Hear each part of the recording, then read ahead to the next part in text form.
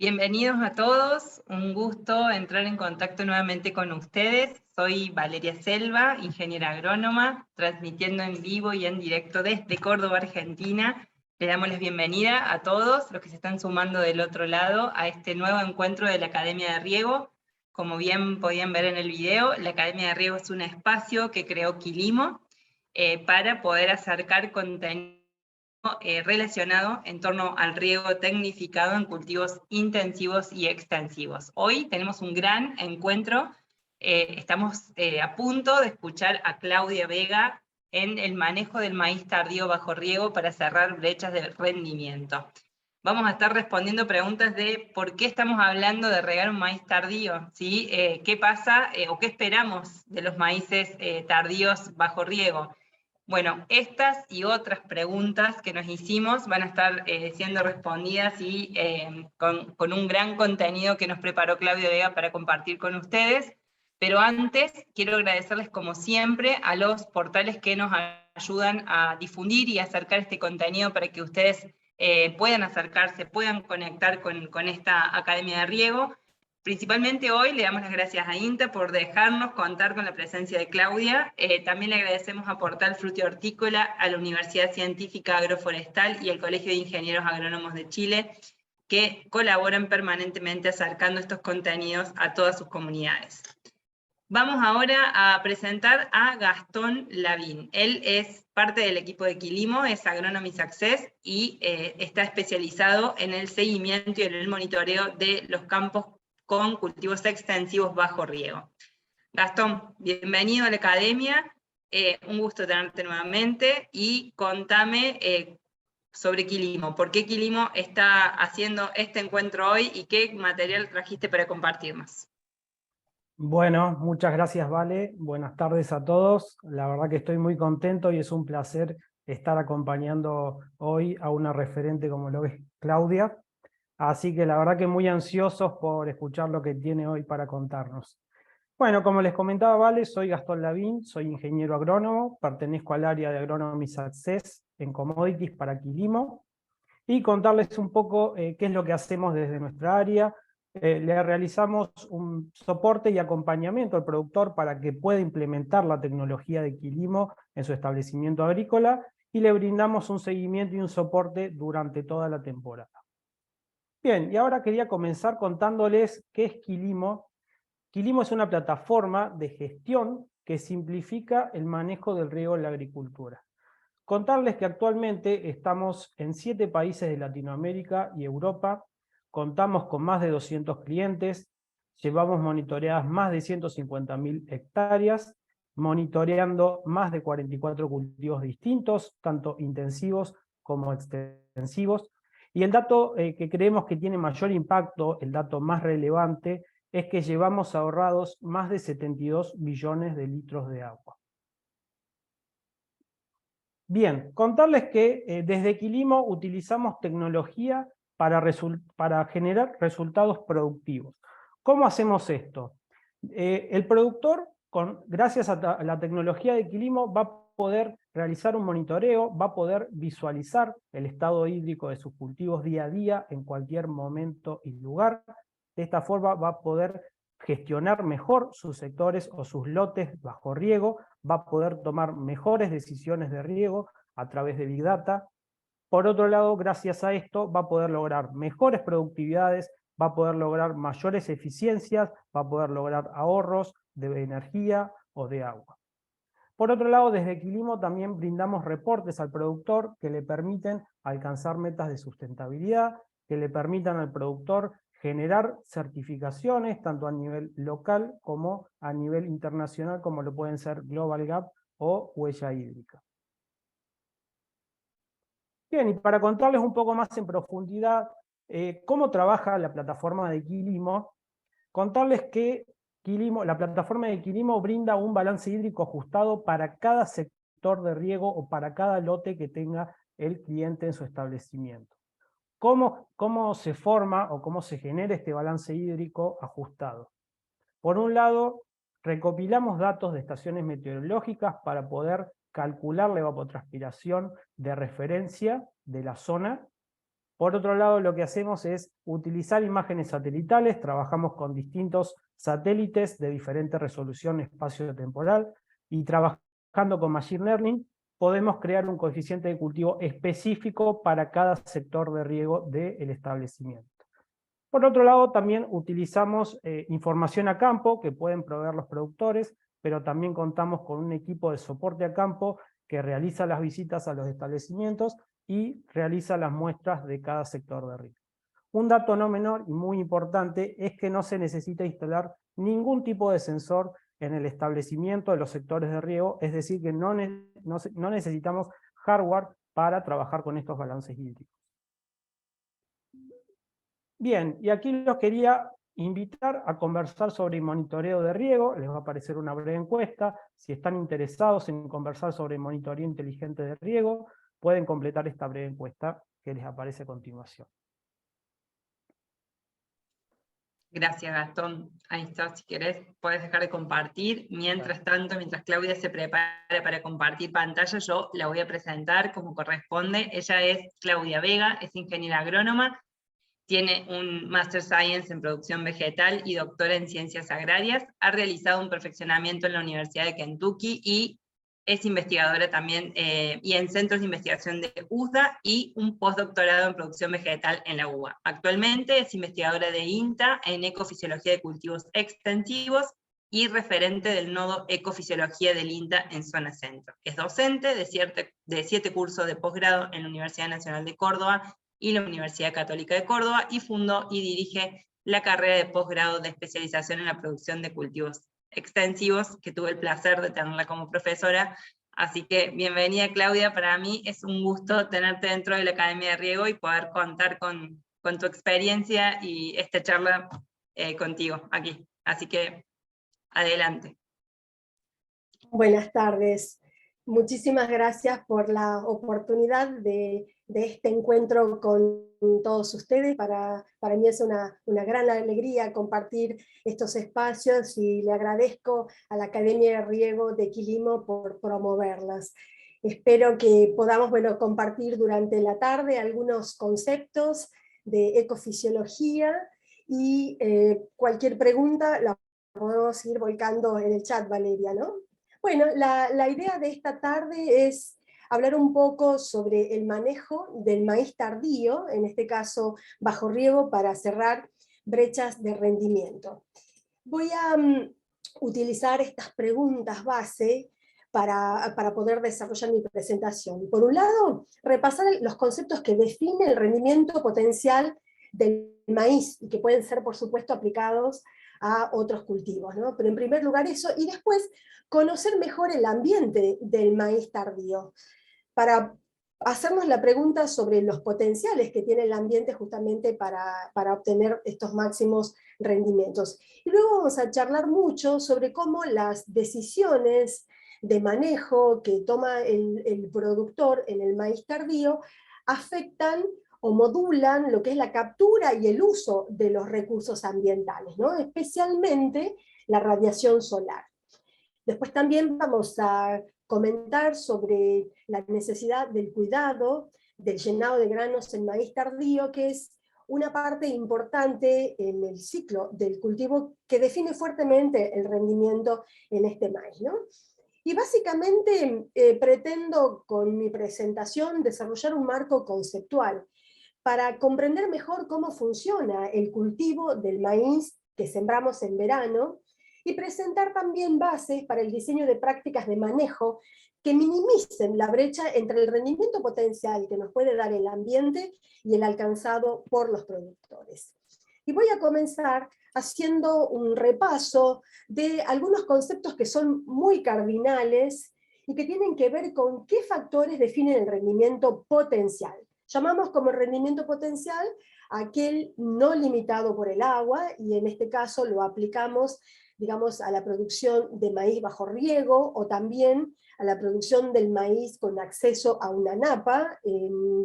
Entonces, estos ambientes generan, o sea, no generan limitaciones en lo que es el aspecto hídrico, y la pregunta es, por qué razón un mismo genotipo sembrado en ambientes distintos rinde de manera distinta. Si estamos manejando el cultivo, podríamos decir de la misma manera. Bueno, básicamente estas diferencias que definen el rendimiento potencial están definidos por estos dos factores, lo que es la radiación solar que llega a una localidad y que captura el cultivo, y por otro lado la temperatura, y en tercer lugar el genotipo. Siempre hablamos del genotipo adaptado para la región o para ese maíz tardío, porque estos serían los tres principales factores para maximizar el rendimiento potencial de un determinado ambiente, ¿no? Después, en segundo lugar, están los rendimientos ya alcanzables, son donde ya hay otros factores, como por ejemplo el agua o los nutrientes, que limitan la expresión de los rendimientos máximos, o adversidades que siempre reducen el rendimiento y que por ende también son necesarias de controlar. Y dentro de estas adversidades tenemos las bióticas, como malezas, plagas, enfermedades, pero también otras adversidades como granizo o los estreses térmicos, ya sean por alta temperatura o por baja temperatura, como por ejemplo las heladas que sufrimos particularmente el año pasado. Ahora, para entender un poquito mejor cómo es la regulación, si es positiva o negativa, simplemente repasar estos conceptos, ¿no? Hay una relación positiva entre el rendimiento que puede lograr un cultivo y la radiación solar. Estos modelos nos dicen entonces que manejos o localidades donde podamos capturar mucha radiación solar van a ser justamente las que tengan mayor rendimiento potencial. En cambio, la temperatura ejerce una relación negativa con el rendimiento, y esto tiene que ver por el efecto que tienen las temperaturas sobre la duración de las fases. Particularmente cuando las temperaturas son muy altas, la duración de las fases se acorta, por ejemplo, se acorta el periodo crítico, y esto en general reduce al principal componente del rendimiento, que es el número de granos para el caso de maíz. Cuando combinamos estos dos factores, radiación solar y temperatura, damos lugar a esta variable a la que siempre llamamos el cociente fototermal, ¿no?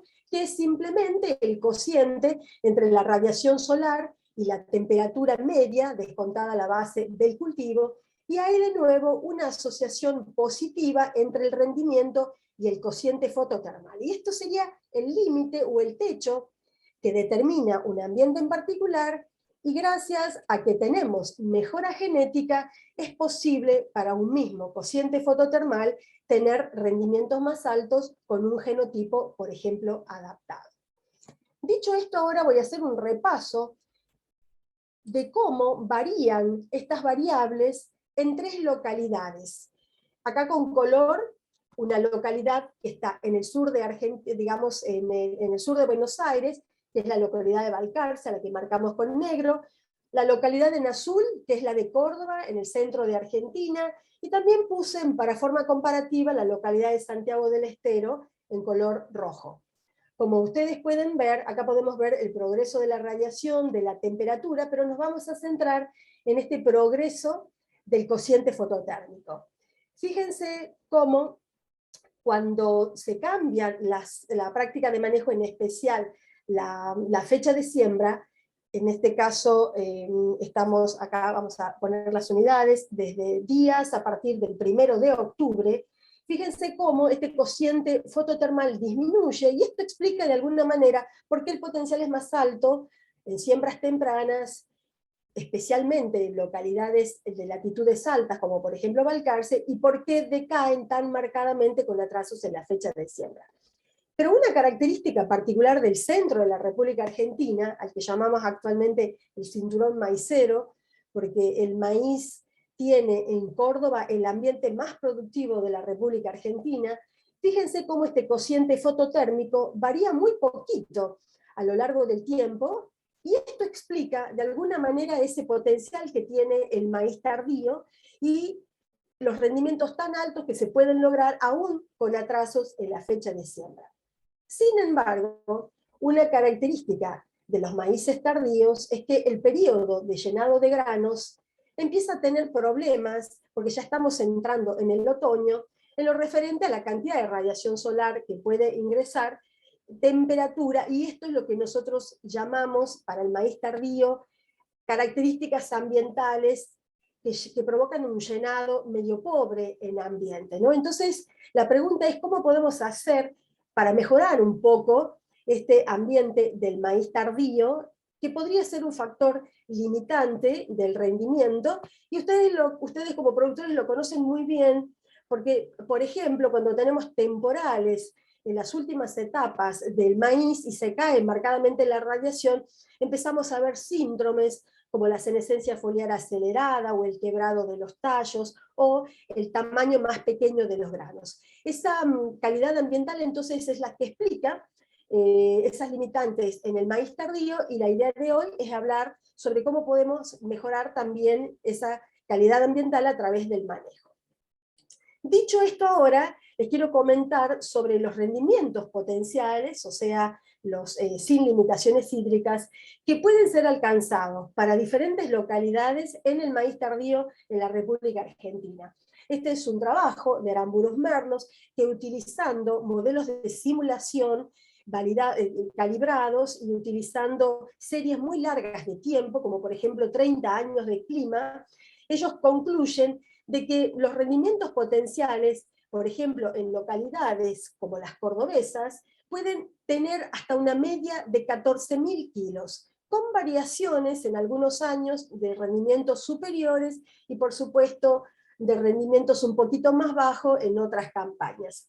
Pero rendimientos realmente que son muy altos, que nos vuelven a hacer la pregunta de al final, con genotipos modernos, ¿cuál es el techo o el potencial que podemos encontrar para el maíz tardío? Y acá tenemos otras localidades, como por ejemplo Famayá, que es una localidad ubicada en Tucumán, más al norte de la República Argentina, o por ejemplo Las Breñas en Chaco. Estos serían entonces los rendimientos que se pueden alcanzar con el mejor manejo posible en el maíz tardío, pero aparte, el maíz tardío tiene otras ventajas como cultivo que realmente son interesantes de tener en cuenta. Por un lado, el cultivo de maíz tardío tiene menor demanda hídrica en comparación con un maíz temprano. Y esto puede ser explicado por el ambiente que explora, sobre todo a partir de la floración, en donde hay menor demanda ambiental, porque las temperaturas son más frescas y porque hay una cierta nubosidad debido a las precipitaciones, y también por la duración del ciclo. El ciclo en el maíz tardío, cuando se lo hace dentro de la fecha de siembra óptima, suele tener menor duración en días que un maíz temprano. Esto explica entonces a menor demanda hídrica típica del maíz tardío. Y aparte de eso, como ustedes ya bien lo saben, el maíz tiene un mejor balance hídrico, o es más fácil de llegar a un balance hídrico adecuado por la recarga hídrica que tenemos durante las primaveras, que son muy importantes en las regiones, digamos, como de primaveras secas, como las que tenemos en el centro de Argentina, y porque además estamos haciendo el cultivo durante la época de lluvias. Entonces esto le da al maíz tardío un mejor balance hídrico. Por otro lado, también el maíz tardío funciona durante una época de mayor humedad y de temperatura que promueve la mineralización de la materia orgánica, y por ello el maíz tardío tiene o alcanza más fácilmente un mejor balance nutricional.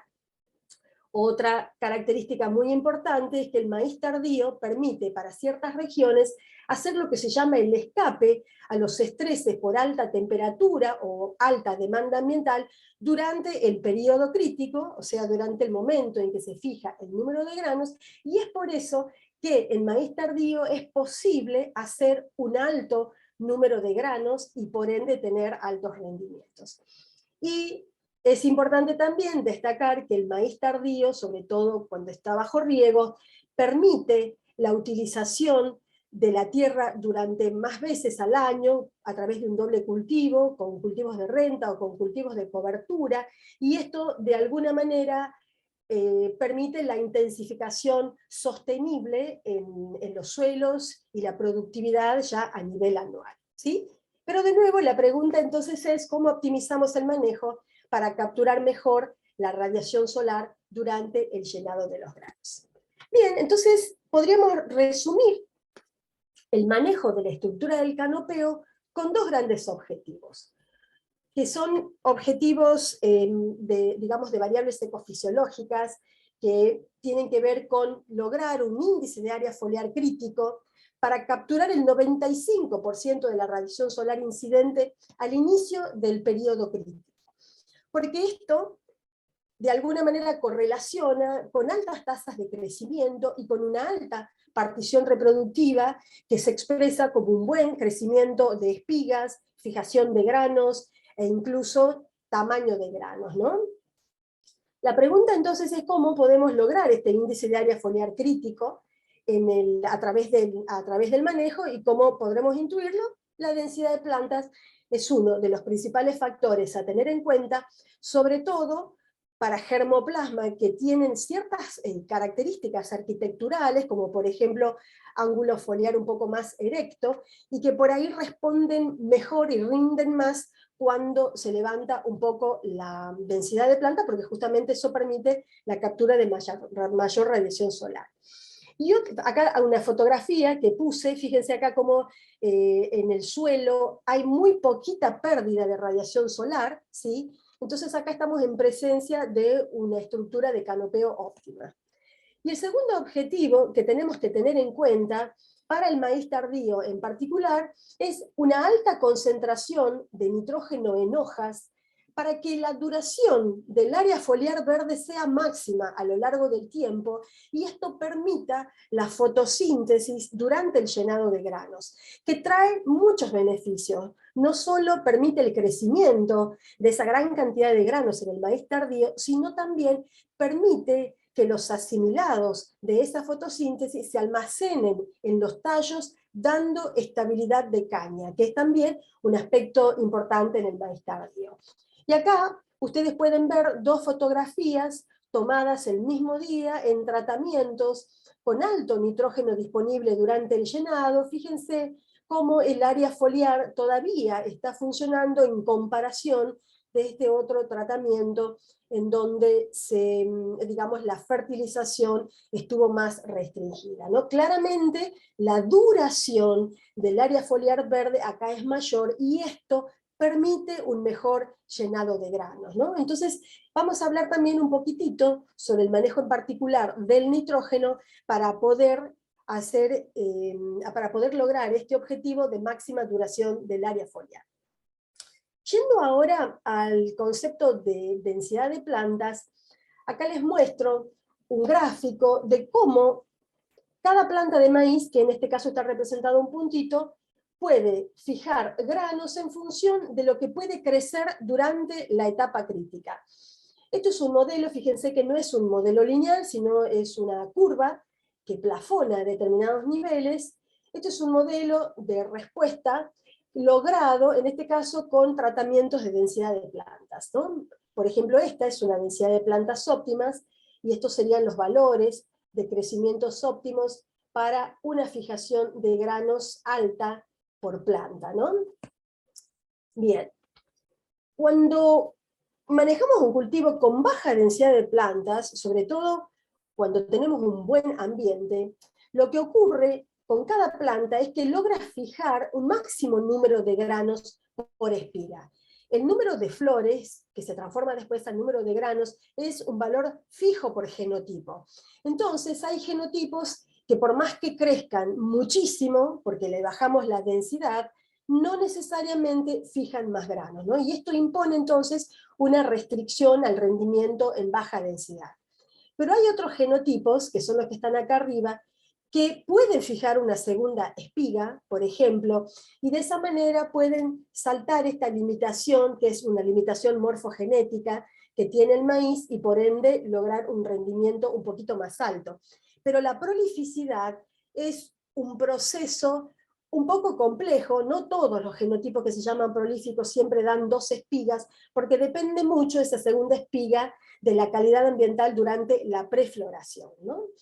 Entonces, baja densidad de plantas promueve una mayor tasa de crecimiento por individuo, pero el número de granos no responde linealmente, entonces puede quedar limitado si no logramos, con el manejo del genotipo y la baja densidad, tener un buen número de espigas, ¿no? Y ustedes habrán escuchado que últimamente se ha encontrado que también los macollos generan espigas que pueden aportar al rendimiento, ¿no? Que son manejos más especiales, no típicos en nuestra región, pero que de alguna manera podrían contribuir con más granos, ¿no? Por otro lado, cuando la densidad es más alta que la óptima fisiológica, que esto depende del genotipo y de la calidad del ambiente, lo que provocan esas altas densidades es disminuir la tasa de crecimiento por planta, y el maíz, cuando tiene una baja tasa de crecimiento por planta durante la etapa crítica, drásticamente reduce el número de granos e incluso puede haber falla total de muchas espigas, ¿no? Por eso es que nosotros decimos que la densidad óptima es aquella que maximiza la captura de la radiación solar, pero también maximiza el número de granos por unidad de superficie, no necesariamente el número de granos por espiga, ¿no? Y esta densidad óptima no es un valor fijo, porque depende grandemente de la calidad ambiental y también del genotipo, en lo referido a esta plasticidad reproductiva, por ejemplo, como mencionamos, la oportunidad de generar una segunda espiga, o también de la tolerancia a la alta densidad, ¿no? Entonces acá, lo que yo le presento ahora son modelos del rendimiento en función de la densidad de planta para diferentes situaciones. Por ejemplo, en este caso, con puntos verdes marqué un caso de maíz sin deficiencia hídrica. Fíjense que sin deficiencia hídrica obviamente siempre rinde más que con deficiencias hídricas, pero aparte de eso, las densidades óptimas que maximizan el rendimiento son más altas que, por ejemplo, las densidades en un manejo en donde hay una fuerte deficiencia hídrica, ya sea porque no hay acceso al riego o, por ejemplo, porque los suelos son pocos profundos o, por ejemplo, también son arenosos, ¿no?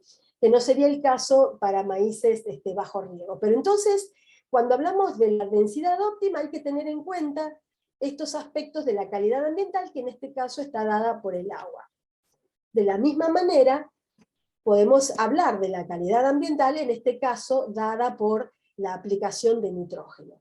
Tenemos un manejo de maíz sin nitrógeno y con verde, con nitrógeno disponible, más o menos unos 240 kilos, que provienen de la mineralización de los suelos, más la fertilización, o los antecesores, y fíjense nuevamente entonces que la densidad óptima para un maíz bien fertilizado es más alta y al mismo tiempo el rendimiento es superior, ¿no? Entonces esto es un concepto que nosotros llamamos de interacciones entre prácticas de manejo, y explica un poco por qué a veces en los experimentos que se hacen a campo, a veces no encontramos ni respuesta a la densidad o no encontramos respuesta a la fertilización. Y tiene que ver con estas interacciones entre prácticas de manejo. Y conociendo nosotros que tenemos muchos híbridos modernos que son muy tolerantes a las densidades, hacia la alta densidad, nos hicimos la pregunta, en este caso es el trabajo de Federico Ogando, de cuál sería entonces el rendimiento máximo que podríamos lograr, en este caso trabajando en la zona centro de Córdoba, cuando manejamos en forma combinada la densidad de plantas y la fertilización. Entonces acá lo que les estoy mostrando es la respuesta del rendimiento, en este caso expresado como materia seca, o sea, a esto hay que agregarle casi un 14% más si lo queremos expresar en la humedad de cosecha. Esta es la respuesta del rendimiento a la densidad de plantas con manejos sin fertilizaciones óptimas o con fertilizaciones óptimas, ¿sí? Que están en estas cajas de color violeta. Las cajas muestran los rangos de rendimientos que se pudieron observar, y en este caso está también implícito dentro de esas cajas diferentes genotipos que nosotros estudiamos. Pero en este estudio de Federico, estos son medias de 2 años, encontramos que el rendimiento potencial en el maíz tardío puede variar entre 8.000 kilos, ¿sí? En este caso con densidades más bajas, hasta 17.000 kilos. Si bien estos son experimentos bajo condiciones controladas, nos hablan del gran potencial de rendimiento que tiene el maíz en la zona centro de la República Argentina, en coincidencia con múltiples estudios que destacan este gran potencial del maíz. Por otro lado, cuando la densidad de plantas fue muy baja, fertilizar no significó mayor rendimiento, ¿no? Justamente porque la mineralización más ese poco nitrógeno que se agrega de base alcanza para la necesidad de, por ejemplo, estos 4 plantas o estos 4 individuos por metro cuadrado. Entonces, acá no hay respuesta a la fertilización, pero obviamente el rendimiento está lejos del potencial que podría alcanzar con el ambiente, apenas, por ejemplo, de 8 toneladas. En cambio, cuando se aumentó la densidad de plantas, pero no se fertilizó, lo que ocurrió fue el fenómeno de no respuesta. O sea, estamos poniendo más plantas, más comensales por metro cuadrado, pero no los estamos acompañando con más nitrógeno, entonces en ese caso no hay respuesta de rendimiento y ese rendimiento plafona. En cambio, cuando utilizamos densidades más altas, ¿sí?, que en este caso son experimentales, en nuestros estudios las densidades están aproximadamente entre 8 y 9, o sea, en estos valores. En cambio, cuando utilizamos densidades más altas acompañadas con una buena fertilización, encontramos que la respuesta al nitrógeno trepa hasta el 42%. Entonces, de nuevo, acá este aspecto de la interacción entre prácticas de manejo que es necesario tener en cuenta a la hora de hacer un manejo. Y estos conceptos son interesantes para ser aplicados cuando se hace una agricultura por ambientes o un manejo por ambientes, teniendo en cuenta la variabilidad de los lotes, ¿no? Bien, quiero contarles ahora una experiencia que tuvimos en la Puerta, de nuevo en Córdoba, en donde hicimos un experimento de maíz bajo riego con un antecesor de garbanzo, en una fecha de siembra que para mi gusto era tardía, ¿sí? Encima fue un año con precipitaciones durante el llenado de granos que se llevaron algo del potencial. Y en este estudio miramos 5 híbridos de maíz bajo 2 manejos agronómicos. Un manejo de productor, este era el mejor manejo que estaba haciendo el productor en ese momento, que era de poner 6 plantas por metro cuadrado, con 36 kilos de fertilización aproximadamente, y a esto lo contrastamos con un manejo al que llamamos como óptimo para rendimiento potencial, en donde levantamos la densidad de plantas hasta 8.5 plantas por metros cuadrados y aplicamos el nitrógeno necesario para maximizar este rendimiento, sumado al nitrógeno inicial, pero lo hicimos en dosis dividida, aplicados tempranos en B6 y en B15. Entonces lo que le quiero mostrar ahora es el resultado del rendimiento, en este caso el manejo de productor marcado con barras naranjas y el manejo optimizado marcado con barras azules. Lo interesante de esto es que cuando digamos, se hizo el manejo del productor, no hubo diferencias entre los genotipos. Todos los genotipos aproximadamente rindieron unas 10 toneladas de grano. En cambio, cuando hicimos el manejo optimizado, encontramos que había genotipos que podían responder a este manejo intensificado y fueron, digamos, los casos de combinación de prácticas de manejo que nos permitieron explorar rendimientos potenciales cercanos a las 13 toneladas en este año, ¿no? Entonces, de alguna manera, nos permitió esto ver el ambiente, digamos, intensificando a través de densidad de plantas y poniendo el nitrógeno necesario, más el agua necesario, nos permitió explorar cuál era el potencial de ese ambiente para la Puerta, ¿no? Que les insisto un poco, lo de la fecha tardía, para mi gusto, después de Navidad, perdimos un poco de rendimiento potencial, ¿no? Pero estos valores fluctúan entre un 20 o un 30% más respecto a los valores que son normalmente alcanzados en los maíces, incluso bajo riego en el norte de Córdoba.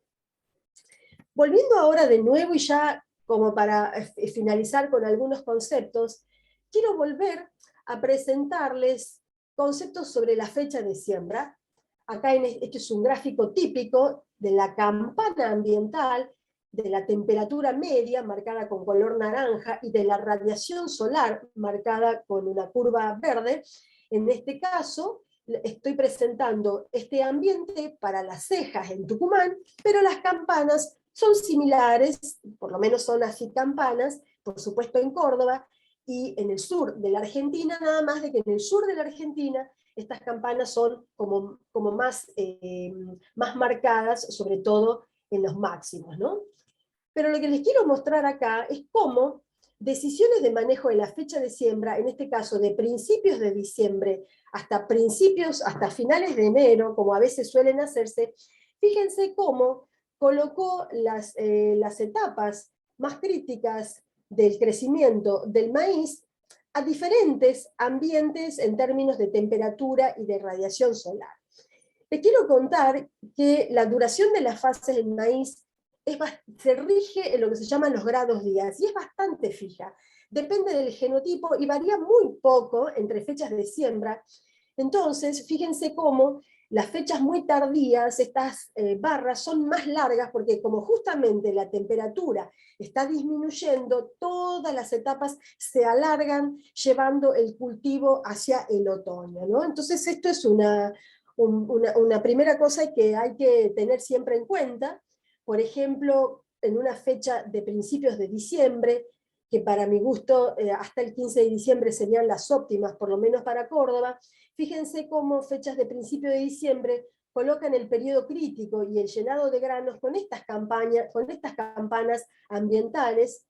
Sin embargo, cuando atrasamos demasiado las fechas de siembra, fíjense cómo el periodo crítico y el llenado de granos empieza a ocurrir con esta menor calidad ambiental, aparte de ese alargamiento de la duración de fase que nos lleva hacia momentos del ciclo con mayor probabilidad de heladas. Aparte de eso, digamos, estamos teniendo también efectos en menor radiación fotosintéticamente activa, que como mencionábamos al inicio, es el primer insumo para hacer rendimiento en maíz. Entonces, les comentaba que el tiempo térmico es bastante constante, y debido a esto es importante tener mucho cuidado para fechas de siembra muy tardías, porque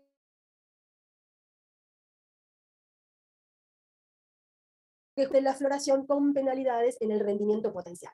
Y cuando hacemos maíces sobre cultivos antecesores, acá hay que empezar a explorar ciclos de duración de maíz. Probablemente haciendo ciclos más cortos de maíz podamos mejorar esta limitante en el maíz tardío. De nuevo, con fechas de siembras tempranas, en diciembre, lo que logramos es un buen cociente fototermal, por lo tanto un alto número de granos y también un alto peso potencial, pero el llenado de granos, como les mencionaba, es muy sensible a estreses, y por ende es importante cuidar estos aspectos de la calidad ambiental, y también importante cuidar el manejo para estoquear asimilados, ¿no? Por eso nosotros siempre decimos cuidar la fertilización nitrogenada, el verdor de las hojas, para estoquear asimilados en los tallos, para que después esos asimilados puedan contribuir al crecimiento de los granos en el maíz tardío. Y cuando la baja calidad ambiental, digamos, combinado con problemas de nutrición, ocurren en el maíz tardío, digamos, por ejemplo, por un atraso en la fecha de siembra o algún tipo de estrés, lo que ocurre es una removilización de carbohidratos de tallos muy excesiva, que no solo acorta la duración del llenado de granos, adelantando la madurez fisiológica, sino que aparte, debido a esa baja fuente de destino, puede promover el quebrado de los tallos. Eso es un problema muy frecuente que tenemos en el centro de Córdoba. Y a su vez empezamos a ver todos estos síndromes que a veces pensamos que son estas enfermedades del complejo de las podredumbres basales de tallo y de raíz, pero que en realidad no son causas, sino son parte de la correlación que tiene que ver con este manejo del maíz tardío que exacerba la removilización de los tallos. Y si miramos, por ejemplo, diferentes campañas, esto de nuevo es la radiación solar, cada punto es un día, representa un día.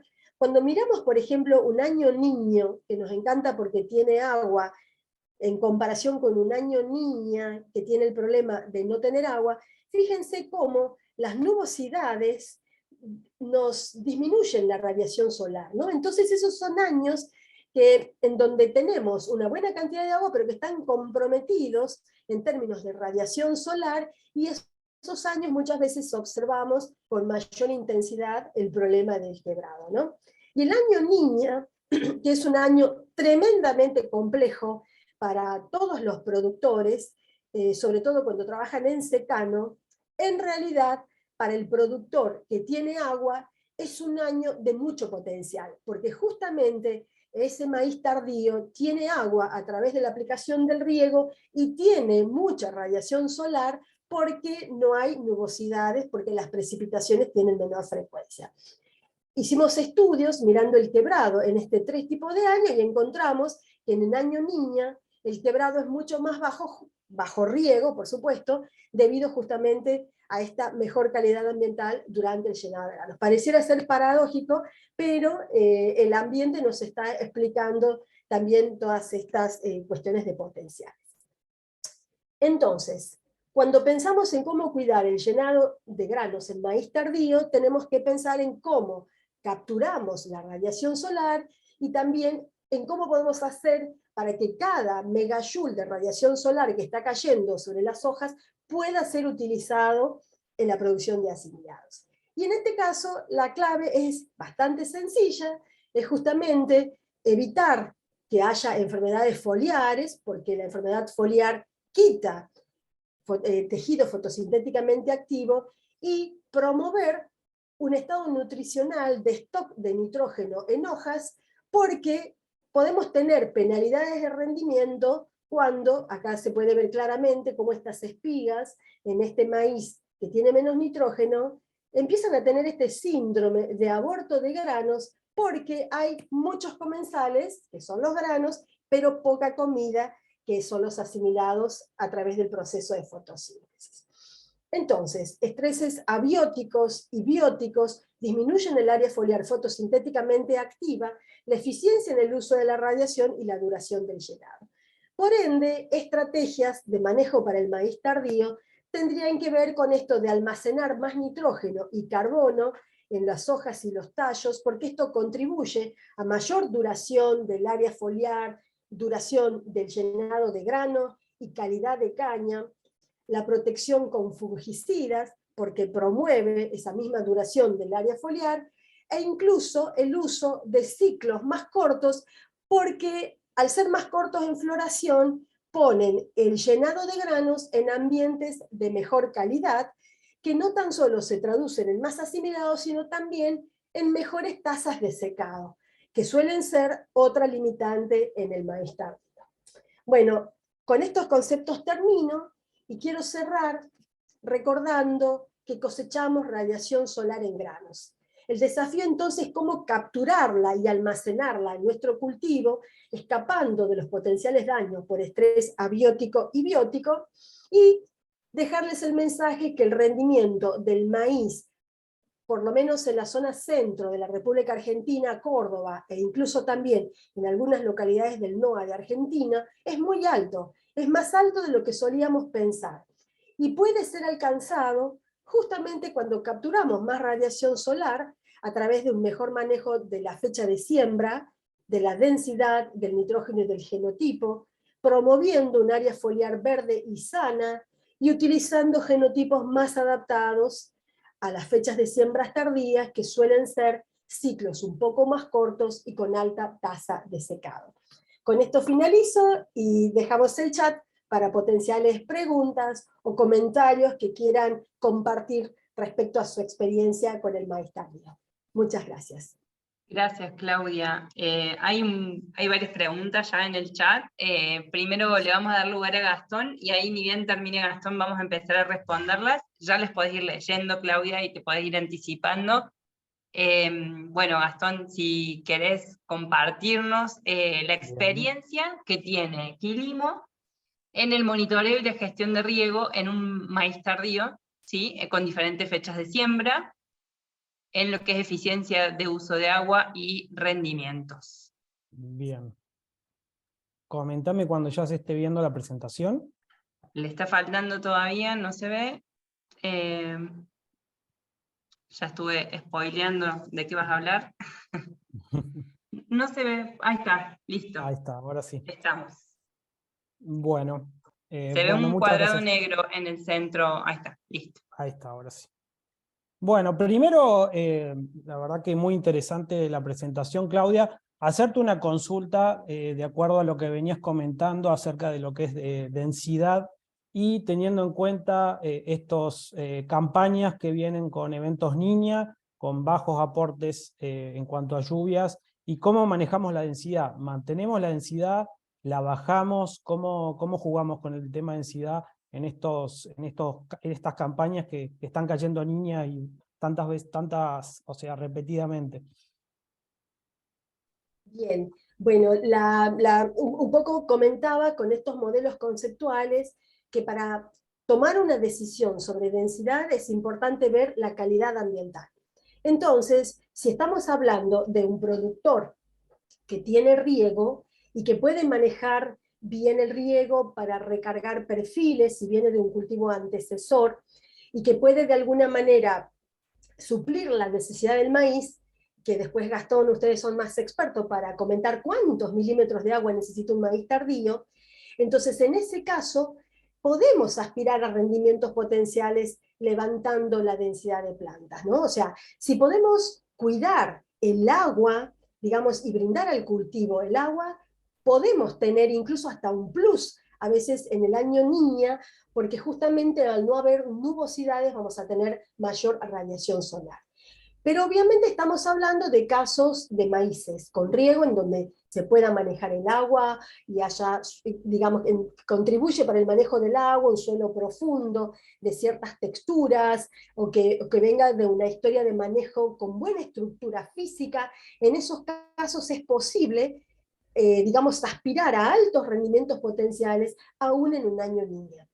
Ahora, si por el contrario estamos limitados en el manejo del agua por múltiples razones, por el tipo de suelo o por, digamos, porque no pudimos hacer recargas, bueno, en esos casos hay que ser más conservador, ¿sí? Y básicamente tiene que ver con este concepto de que no vamos a tener buena calidad ambiental. Entonces, si no tenemos calidad ambiental, porque no tenemos agua, por múltiples razones, entonces en ese caso sabemos que no va a haber respuesta a un manejo de levantar densidades de planta, y en ese caso necesitaremos ser conservadores y manejar densidades más bajas.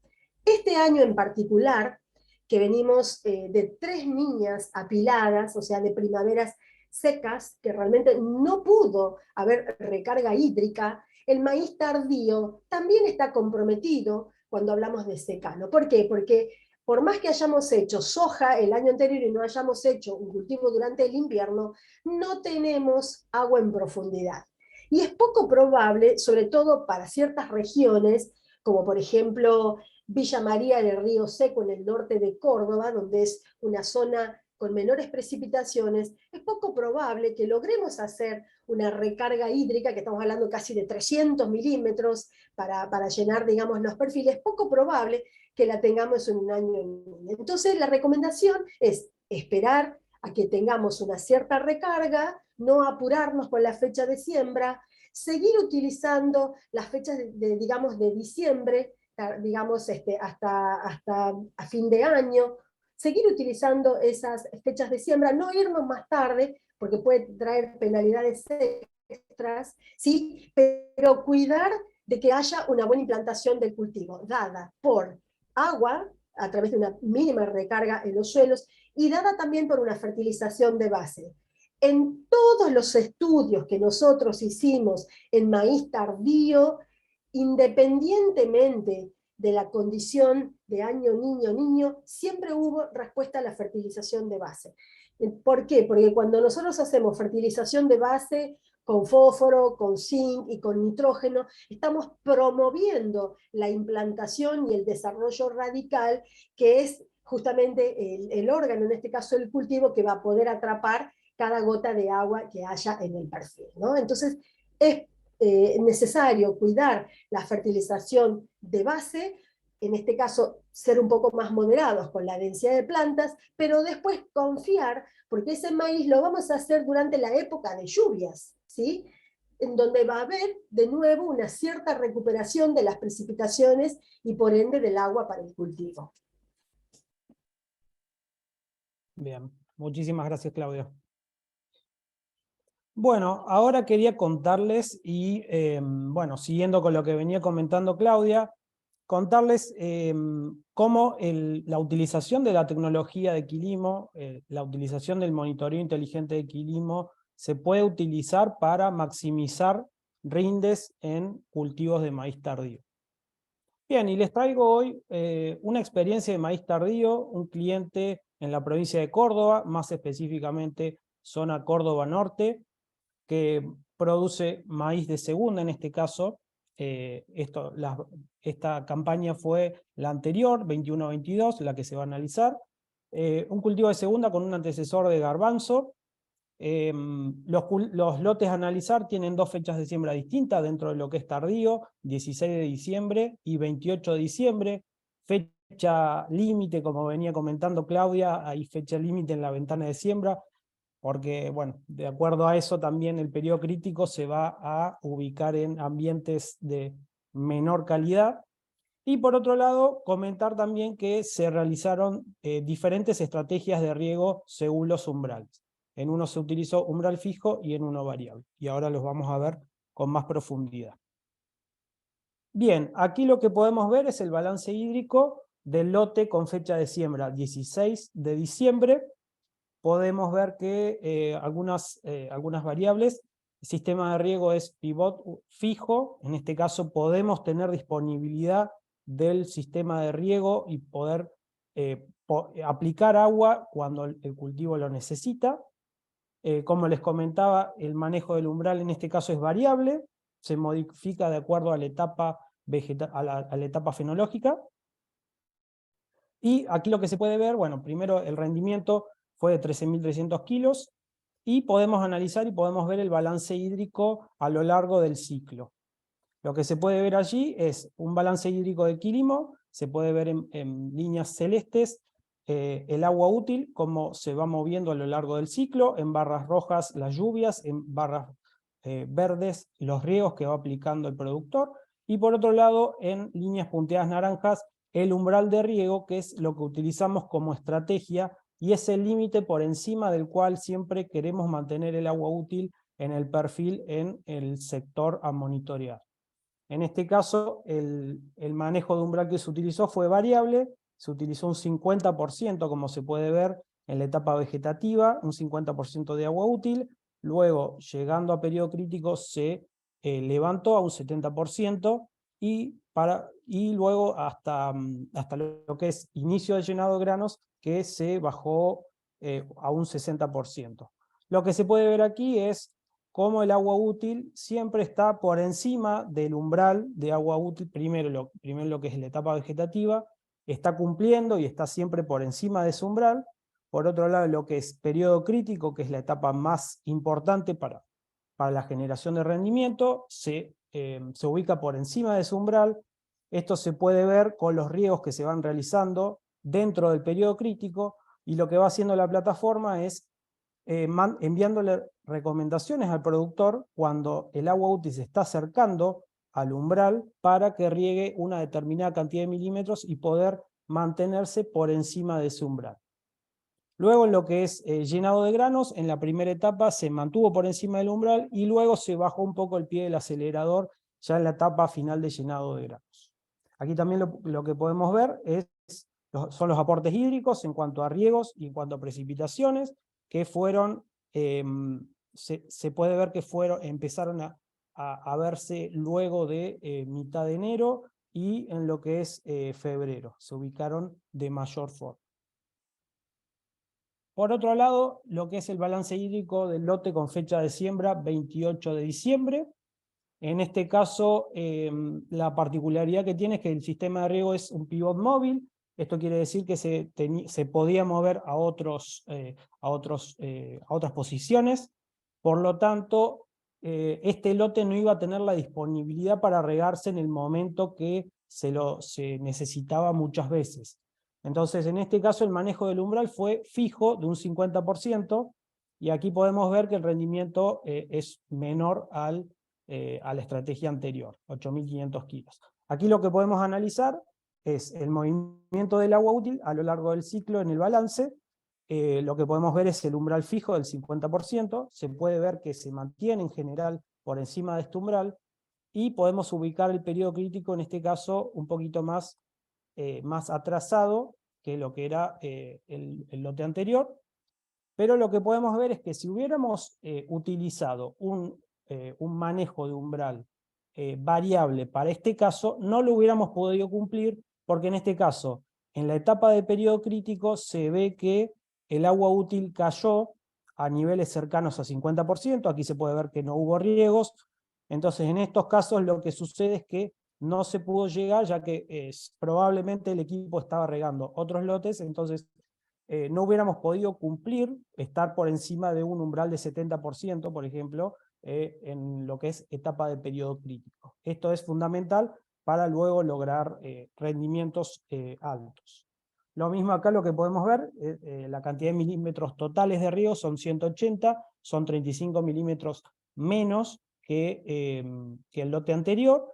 Igualmente es importante también destacar la distribución y en qué momento se realizan esos riegos. Porque, por ejemplo, aquí lo que podemos ver a final de periodo crítico, se levantó el nivel de agua útil con estos riegos, pero no se llegó a tiempo en los momentos justos y los momentos más importantes. Por otro lado, aquí lo que quería mostrarles es una comparativa en una curva de coeficiente de cultivo de los dos lotes. ¿Cómo obtenemos desde Quilimo el valor de coeficiente de cultivo? Gracias a las imágenes satelitales que nos proveen los distintos satélites con los que trabajamos, obtenemos imágenes NDVI, las cuales podemos ver aquí. Podemos ver, en este caso, de la fecha del 29 de enero o de la fecha del 13 de febrero. Y estas imágenes NDVI tienen una correlación directa con el valor de KC. Por lo tanto, bueno, como venía comentando Claudia, la importancia de la captura máxima de radiación, y más que nada al inicio de periodo crítico, para poder captar la máxima cantidad de radiación. En este caso, se puede ver que el lote con fecha de siembra 16 de diciembre, con mayor rendimiento, llegó a valores de coeficiente de cultivo mayores a 1, al inicio del periodo crítico. Se puede ver aquí cómo se ve la imagen, con un índice verde muy alto, y por otro lado lo que se puede ver en el lote con fecha de siembra 28 de diciembre, que llega al inicio del periodo crítico con un valor de KC casi llegando a 1, no por encima de 1, se puede ver claramente ahí en la imagen que hay colores verde claros. También lo que se puede ver claramente es que este valor de coeficiente de cultivo, que nos da la idea de calidad y cantidad de biomasa fotosintéticamente activa, se mantiene muy elevado por mucho tiempo, y esto es muy beneficioso también para lo que es la generación de rendimiento, en comparación con lo que son los valores de coeficiente de cultivo del lote con fecha de siembra más tardía, que se puede ver que no llega a valores tan altos y se mantiene por encima de valores de 1 por muy poco tiempo. Bien, y aquí mostrarles los datos finales, tanto de consumo, rendimientos y comparativa de eficiencia de uso de agua. Aquí lo que se puede ver es la comparativa de consumos de los dos lotes, de los dos cultivos, con diferentes fechas de siembra y con diferentes estrategias. Se puede ver que el lote con manejo de umbral variable tuvo un consumo mayor. Esto está pura y exclusivamente relacionado con la generación o con la producción de biomasa. Esto incide en el índice verde y por lo tanto incide en el consumo que va a tener el cultivo. Por otro lado, se puede ver claramente el mayor rendimiento. Se puede ver un 36% mayor de rendimiento del lote con manejo de umbral variable al lote con umbral fijo. Y por otro lado, gracias a este rendimiento se puede ver una eficiencia de uso de agua mucho más alta, un 23% más alta. Esto quiere decir que se lograron 26,4 kilos de rendimiento en grano por milímetro que consumió el cultivo. Entonces, esto nos da la pauta de que cuando podemos realizar un manejo diferencial de riego, un manejo por umbrales, por distintos umbrales, es cuando podemos obtener más respuesta del cultivo, podemos obtener mayores índices de cosecha, podemos obtener mayores rendimientos, como lo podemos ver aquí. Bien, y para resumir el funcionamiento de la plataforma de Quilimo, terminar contándoles, el funcionamiento es por medio de imágenes satelitales, como les comentaba, las que estábamos visualizando, y por estaciones meteorológicas que nos brindan los datos meteorológicos para obtener evapotranspiración potencial. Se puede calcular la necesidad de riego de los cultivos y luego por medio de Big Data y Machine Learning se pueden recibir recomendaciones de cuánto y cuándo regar. Bien, y por último, quería consultarles si quieren probar, perdón, ahí vamos otra vez. Si quieren probar cómo funciona Quilimo en sus campos, si están interesados en probar cómo puede funcionar la tecnología de Quilimo en su establecimiento, les dejo que completen esta breve encuesta y si no la pueden minimizar. Bueno, gracias Gastón, excelente. El ejemplo que trajiste para mostrar cómo la plataforma de Quilimo puede colaborar en monitorear los lotes, tanto de maíz tempranos como tardíos. Hoy nos convoca el maíz tardío.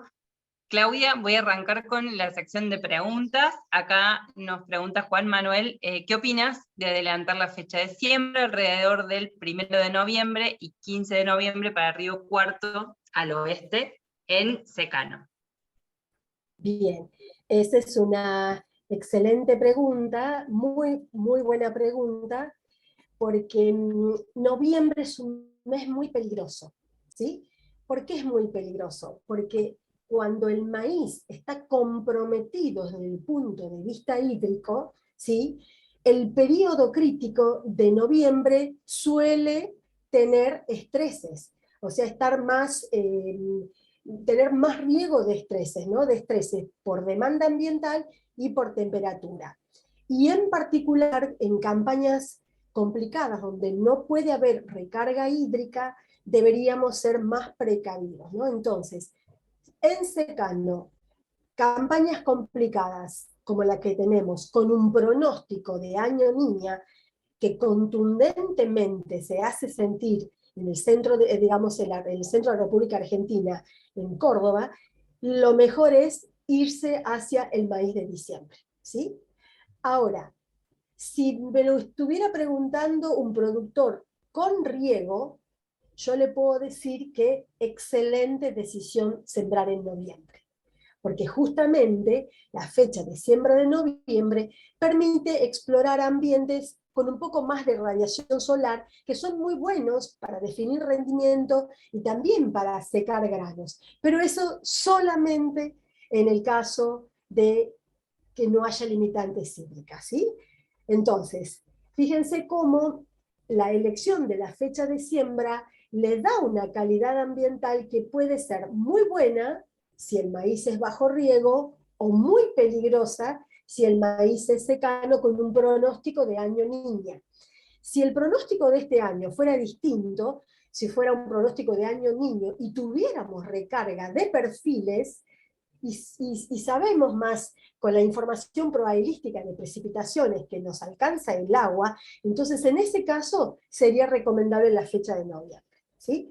Y Gastón, ¿podrás repetirnos cuánta agua necesita un maíz tardío? Que me parece súper valioso ese dato, para ver después si nos alcanza con el agua que tenemos el perfil, o con el agua que voy a tener por precipitaciones históricas en mi región, ¿sí? Es parte de ese balance y ese conocimiento de cuánto tengo, y para ver si me alcanza o cuánto me falta, ¿no, Gastón?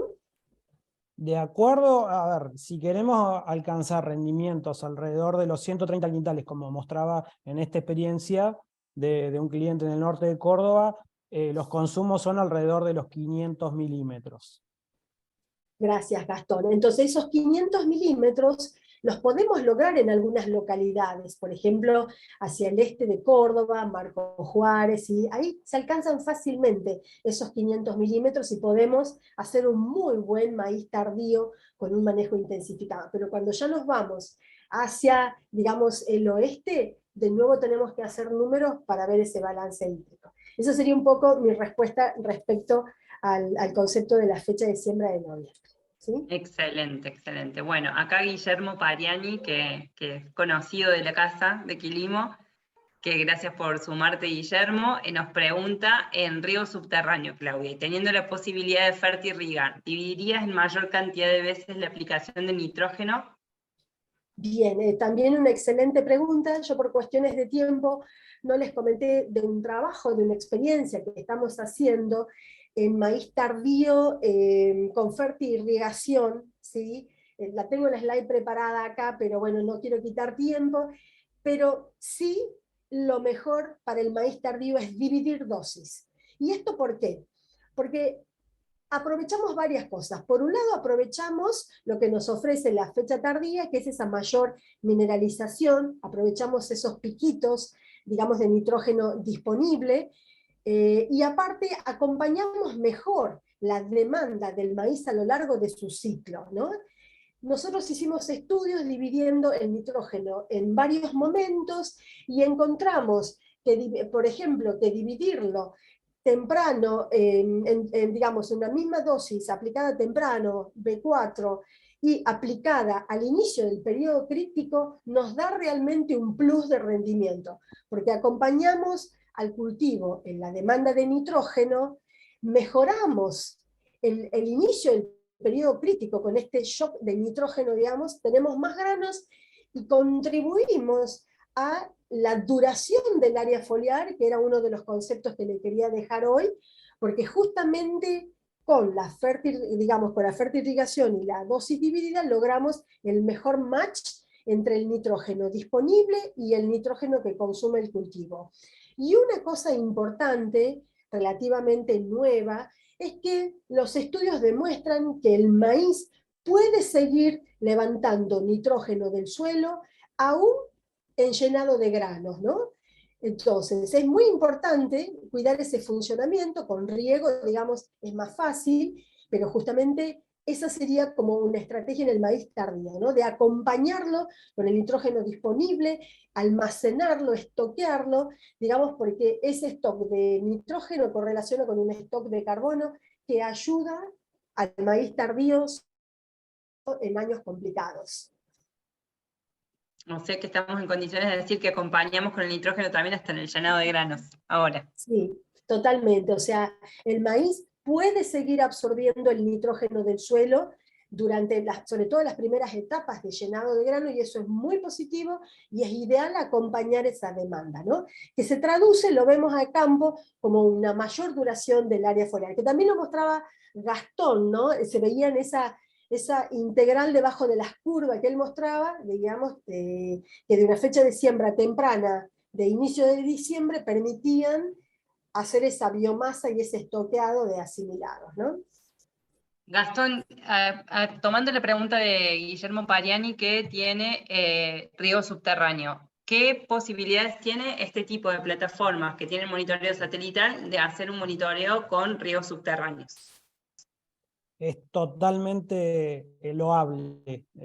Para todo tipo de sistema de riego tecnificado, tanto pivot como riego subterráneo o avance frontal, se puede hacer tranquilamente, nos adaptamos a eso, así que, y también si tienen controladores de riego, nos podemos integrar a ellos para obtener los datos de riego y poder subirlos a la plataforma automáticamente.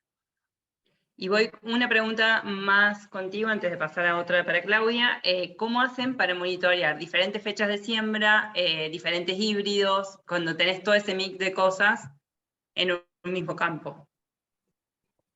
Claro, bien. Lo que hacemos es una sectorización.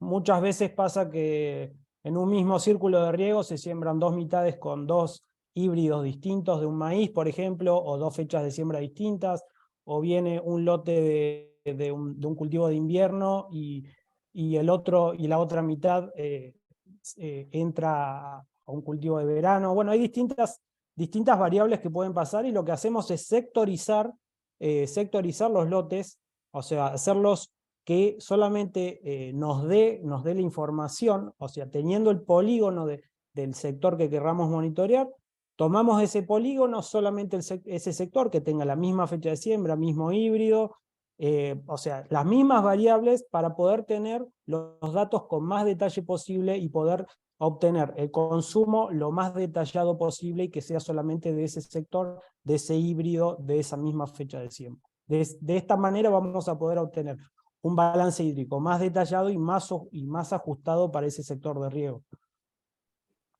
Excelente. Claudia, vamos con una pregunta más para ti. Acá Ezequiel nos pregunta que has mencionado que un maíz sembrado el 28 del 12 perdió potencial. ¿Cuál es esa pérdida en porcentaje en comparación a un maíz sembrado en una primera semana de diciembre? Es una excelente pregunta también, y la pérdida va a depender mucho del tipo de año, ¿no? Por ejemplo, en las estimaciones que nosotros hicimos, en ese año, que era un año con muchas nubosidades, el caso de La Puerta, yo estimo que perdimos por lo menos 2 toneladas de maíz, porque teníamos muchos granos, pero el peso de granos quedó bajo justamente porque no había radiación solar, ¿no? Y ese tipo de estrés, digamos, que en este caso fue por radiación solar, a veces también los observamos cuando nos quedamos cortos, digamos, con agua, y por lo tanto no hay fotosíntesis, y por lo tanto no se pueden llenar los granos.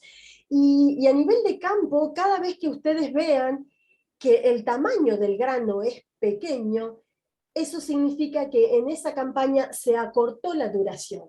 Y se acortó la duración porque no había asimilados para seguir dando de comer a esa gran cantidad de comensales típicos del maíz tardío, ¿no? Entonces, obviamente que el año en donde el potencial sea más bajo, ¿sí? Y en donde no haya nubosidades, es probable que esa pérdida de rinde sea un poco menor, pero tiene que ver con esto de que tampoco el potencial es muy alto, ¿no?